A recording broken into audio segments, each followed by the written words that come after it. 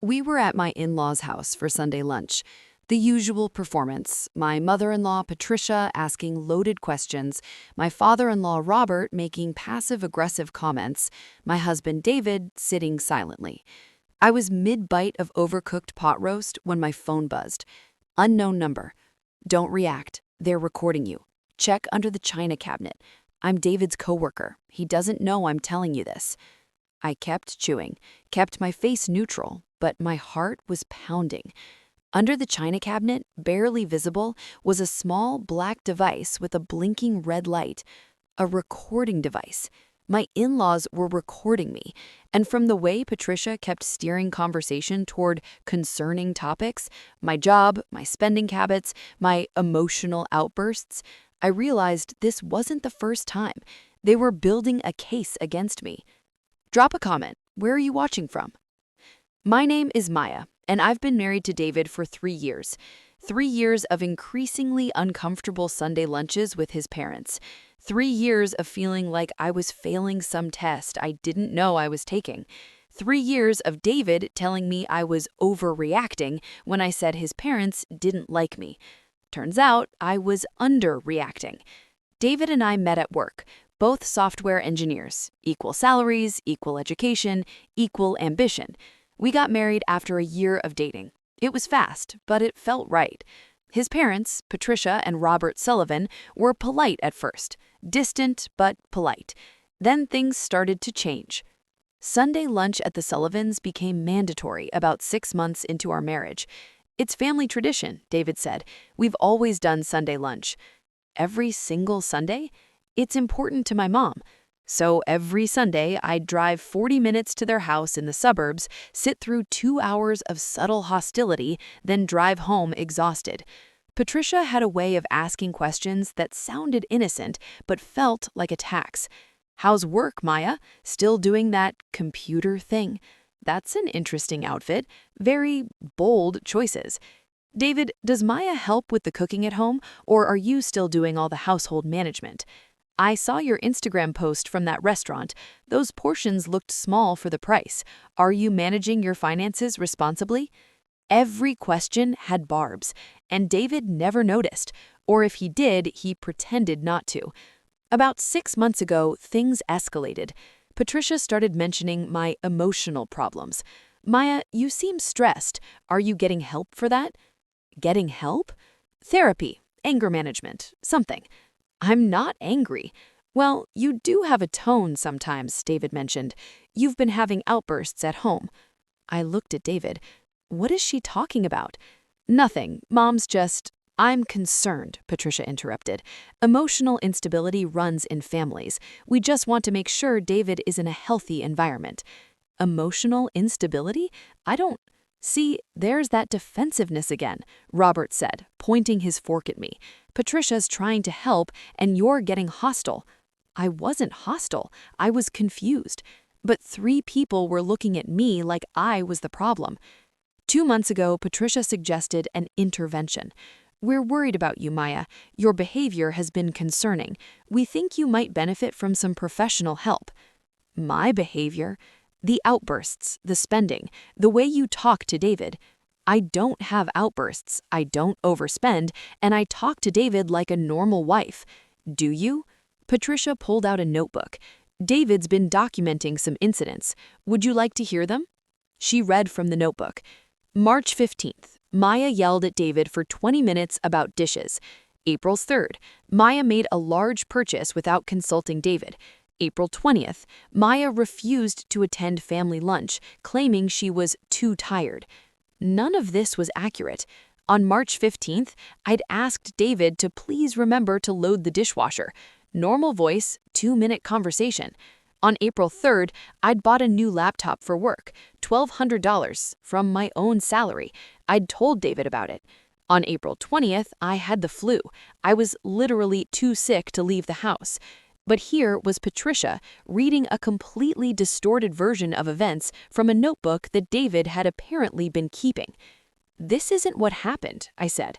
That's concerning, Maya, that you don't remember your own behavior. I remember. This just isn't accurate. Are you calling David a liar? I'm saying these descriptions aren't complete. Patricia closed the notebook. Memory distortion is a symptom of several conditions. We really think you should see someone. I looked at David.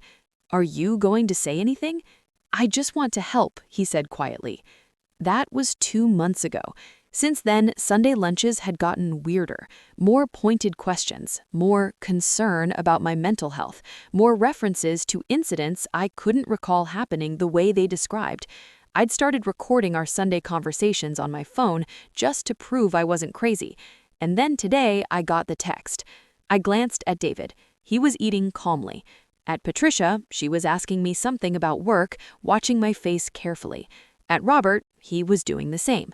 I looked down at my phone, pretending to read the text casually. The follow-up message. I'm Sarah from David's office. I overheard him talking to your mother-in-law. They're trying to build a case that you're unstable. They want him to divorce you for cause. Don't let them bait you. I understood now. This whole lunch was a performance. They were trying to get me to have an outburst on camera. Patricia was asking increasingly hostile questions, waiting for me to snap. Maya, you seem distracted. Is everything okay? I smiled. I'm fine, just enjoying this delicious pot roast. It was terrible pot roast, but I ate it with a smile. You've been very quiet today. Usually you have so much to say. Just tired from work, big project wrapping up.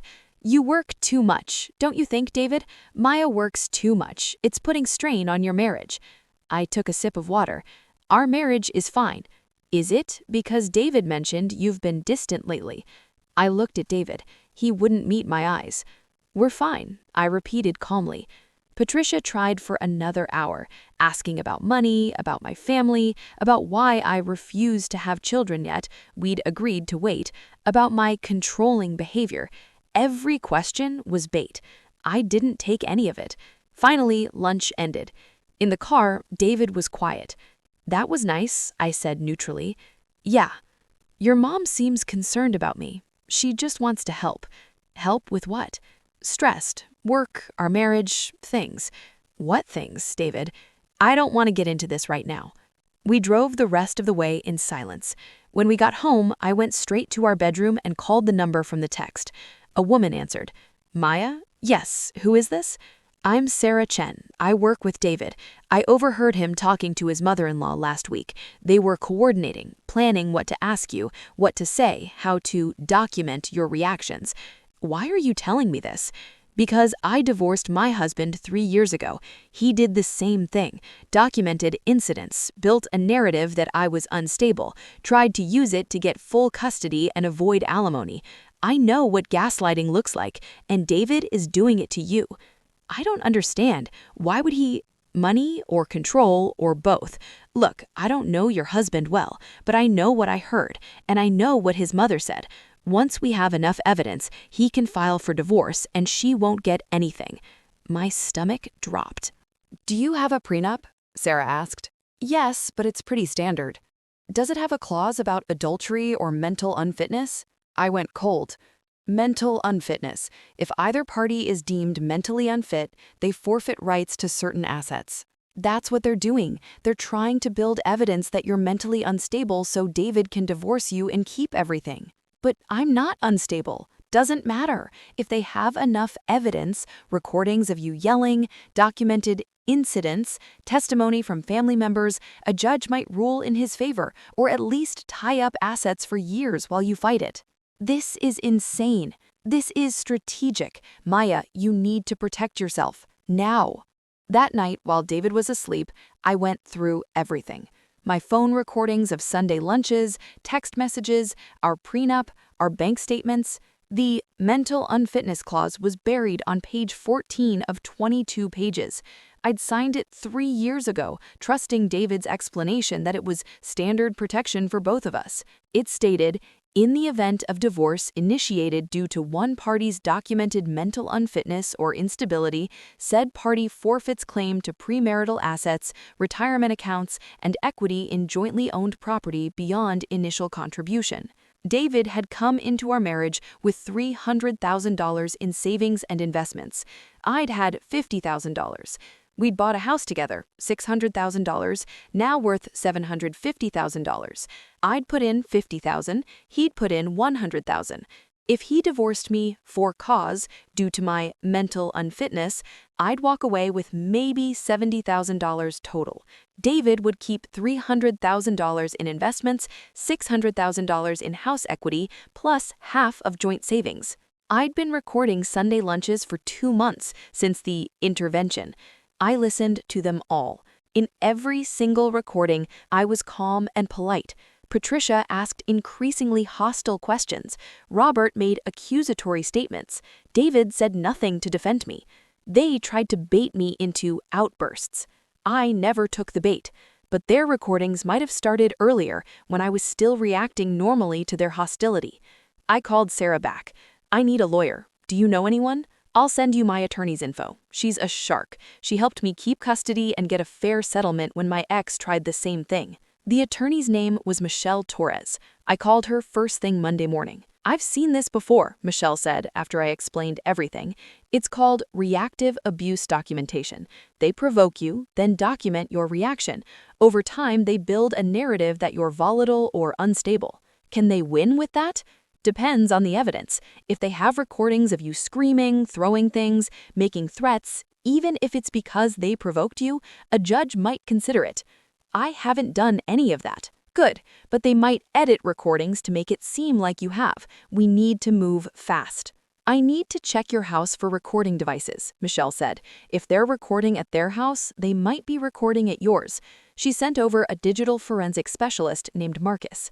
Marcus swept our house with equipment I didn't know existed. He found 3 devices. 1, a recording device in our bedroom, hidden in David's alarm clock. 2, a recording device in the kitchen, hidden in a decorative plant. 3, a recording device in the home office, hidden in a book on the shelf. "These are voice-activated," Marcus explained. "They record when they detect sound. Someone can download the recordings remotely via Wi-Fi." "How long have they been here?" "Based on the model, probably 6 months, maybe longer." 6 months. David had been recording me in our own home for 6 months. "Is this legal?" I asked. "In this state, no. You can't record someone in their own home without consent. This is illegal wiretapping." Michelle laid out the strategy. "We're going to document the devices, leave them in place. You're going to live your life normally while knowing you're being recorded." Won't that make me paranoid? Probably, but here's what we're going to do. You're going to be absolutely perfect on those recordings. Calm, reasonable, cooperative, no matter what David or his family says. And then, when you file for divorce, we present evidence of the illegal recording devices, their conspiracy to build a false narrative, and the prenup clause they're trying to exploit. We argue duress, fraud, and illegal surveillance. Will that work? It'll at least neutralize their strategy and probably get you a much better settlement than they're planning to give you. For the next 3 weeks, I lived my life knowing I was being recorded 24/7 in my own home. It was psychological torture. Every word I said was calculated. Every reaction was controlled. Every moment was a performance. David would come home and try to start arguments. "Why didn't you do the dishes?" "Sorry, I got home late from work. I'll do them now." "You always leave everything for me to do." "You're right, I'll be more aware of that." He looked disappointed, like he wanted me to argue. "Maya, I'm concerned. David says you've been withdrawn. Just focused on work, big deadline. He thinks you might need to talk to someone, a professional. I'll consider that. Thanks for caring. You're not taking this seriously." "I am. I really am." Each conversation was me refusing to engage with their provocations. 3 weeks after finding the recording devices, we had another Sunday lunch. I knew what to expect now, but they didn't know I knew. Patricia started her usual routine. "Maya, we're worried about you. You seem different lately. I've been working on myself, reflecting on the feedback you've given me." She blinked. "That wasn't the script." "That's good, but we're still concerned. David's mentioned some incidents." "David and I have been communicating better. I've been really trying to be a better partner." I looked at David. He looked uncomfortable. "That's wonderful," Patricia said, recovering, "but we still think professional help might be beneficial." You might be right. I've actually been looking into therapists. Do you have any recommendations? Robert and Patricia exchanged glances. This wasn't going according to plan. Well, we can send you some names. That would be great. I really appreciate your concern. I was being so agreeable, so perfect that they had nothing to document. Patricia tried for another hour to get me to react to something, anything. I smiled and agreed with everything. By the end of lunch, they looked frustrated. After 4 weeks of perfect behavior on camera, Michelle filed for divorce. Not David, me. The petition included 1. Evidence of illegal recording devices in our home, 2. Sarah's testimony about overhearing the coordination between David and Patricia, 3. My recordings of Sunday lunches, illegal as I was a party to the conversations, 4. Evidence that the mental unfitness clause in the prenup was fraudulent, 5. A full forensic accounting of all assets, 6. A restraining order against David, Patricia, and Robert for harassment and illegal surveillance. David was served at work. His parents were served at their home. All 3 were shocked. David's deposition was devastating. Michelle, did you place recording devices in your marital home without your wife's knowledge? David, I wanted to document her behavior. Did you have her consent? She didn't know, but did you coordinate with your parents to build evidence of mental instability? We were trying to help. Help by secretly recording her and then attempting to use those recordings to support a divorce action that would leave her financially devastated? That's not... Michelle played Sarah's testimony, played my recordings of Sunday lunches, played his mother's intervention notes. Mr. Sullivan, were you attempting to engineer a divorce that would financially benefit you by falsely portraying your wife as mentally unstable? David's lawyer advised him not to answer. Patricia's deposition was even worse. Mrs. Sullivan, did you and your husband record Maya Sullivan without her knowledge or consent? We were concerned about our son. Did you coordinate questions and topics designed to provoke a reaction from Maya that could be recorded? We just wanted to document a pattern of behavior you were actively trying to create. Michelle presented the notebook with the incidents. Is this accurate? Patricia hesitated.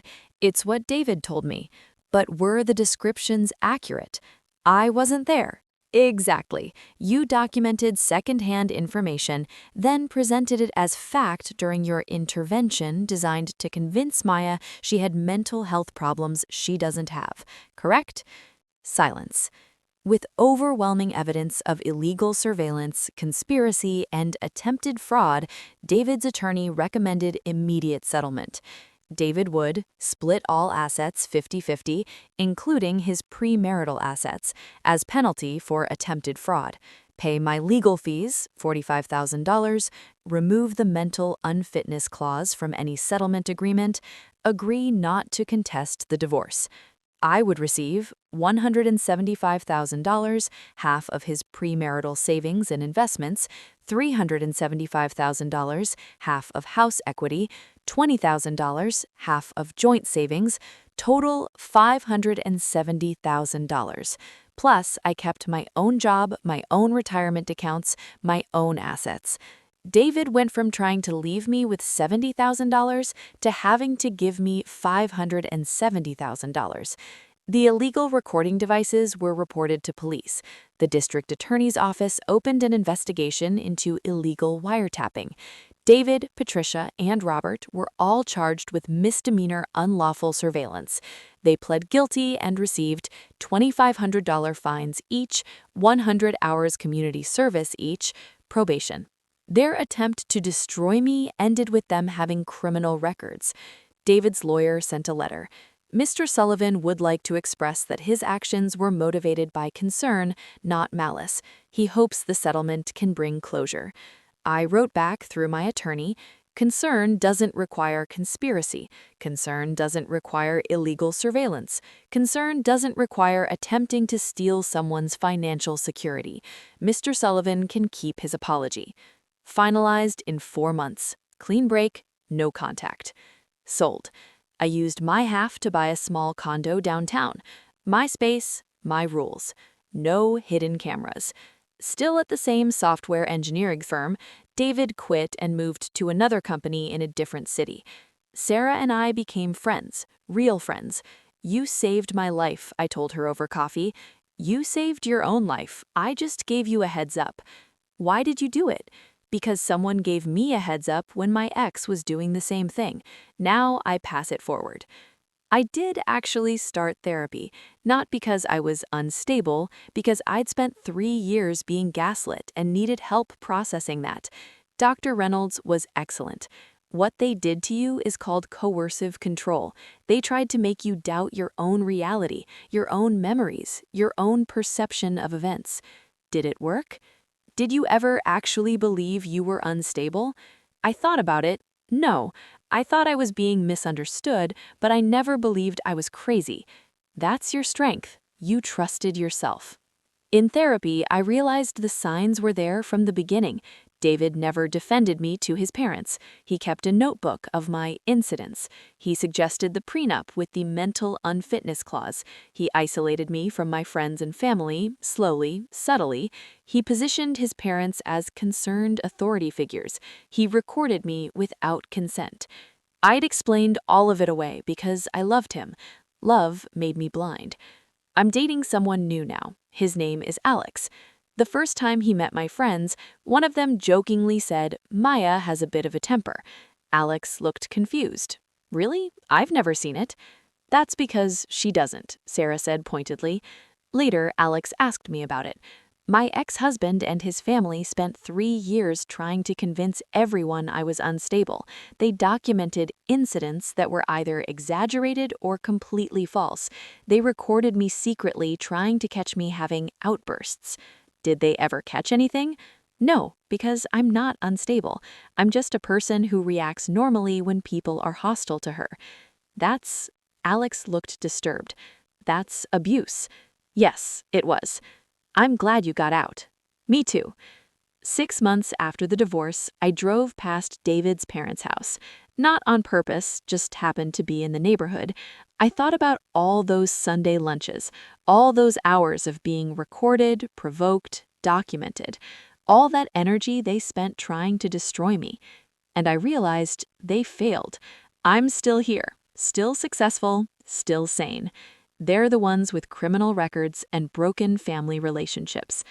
I won by refusing to become the villain they were trying to create.